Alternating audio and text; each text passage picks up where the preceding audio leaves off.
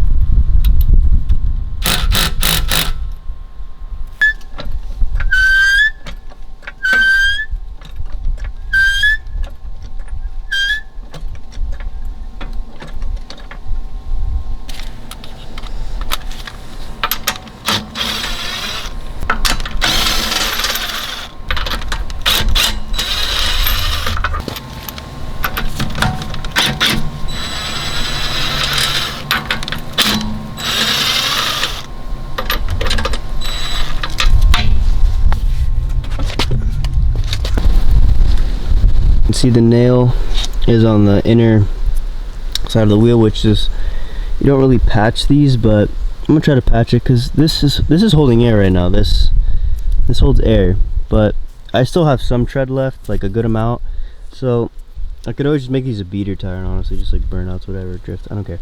But yeah, I need to get this out. I'm gonna try to patch it and just see what happens, and then see if it holds air, and if it doesn't, it doesn't. But yeah, let's get to the toolkit and pull this thing out.